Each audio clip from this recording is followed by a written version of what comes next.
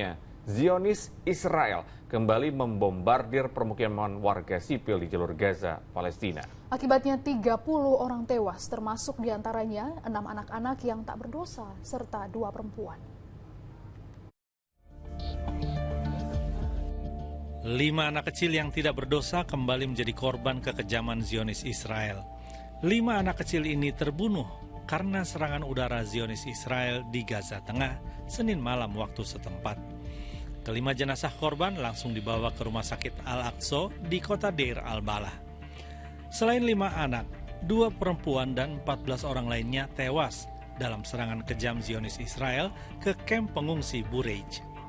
Selain korban tewas, sejumlah anak-anak lain juga mengalami luka-luka. Dan Selasa pagi, jumlah korban tewas bertambah menjadi 30 orang. Dari total 30 jenazah, 6 diantaranya adalah anak-anak dan 2 perempuan. Saksi mata menyatakan bahwa serangan terjadi di tengah malam saat para korban tengah tertidur.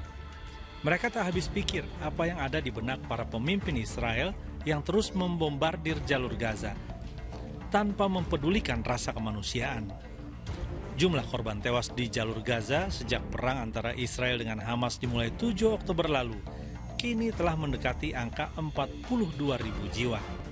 Dan sampai saat ini, belum atau tidak ada tanda-tanda perang akan berakhir. Bahkan, perang semakin meluas, tak hanya antara Zionis Israel dengan pejuang Hamas, melainkan dengan pejuang Hizbullah di Lebanon. Selain membombardir Lebanon, militer Israel juga merilis video yang memperlihatkan pasukan darat mereka yang bersiap untuk menggelar operasi darat di Lebanon. Sejumlah tank dan kendaraan lapis baja lainnya telah bersiap untuk menyerang Lebanon. Selain itu, sejumlah tentara Israel mulai bergerak memasuki wilayah Lebanon untuk mengungkap serta membongkar infrastruktur militer dari pejuang Hizbullah. Dampak dari meluasnya konflik di Timur Tengah, sekitar 1,2 juta warga Lebanon telah mengungsi ke tempat yang lebih aman, termasuk mengungsi ke Suriah.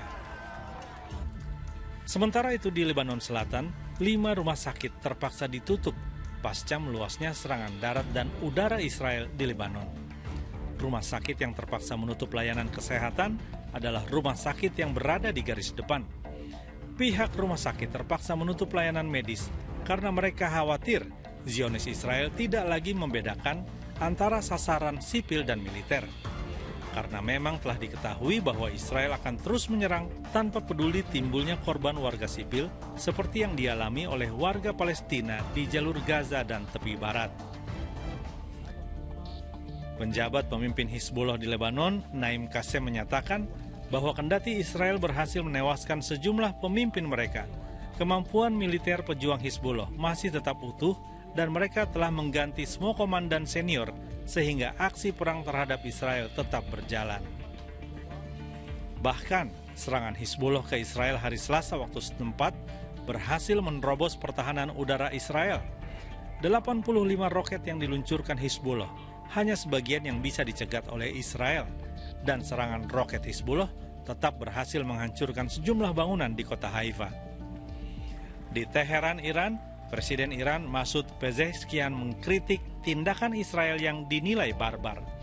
Masoud menyatakan Amerika Serikat dan Eropa telah menempatkan pemerintahan barbar di Israel yang tak lagi mempedulikan hak asasi manusia.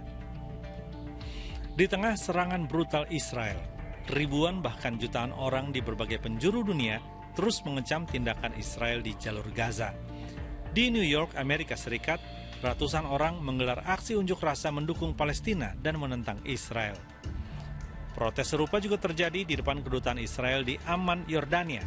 Mereka memperingati setahun berlangsung perang di Palestina dan mengecam Israel yang terus melakukan genosida di jalur Gaza.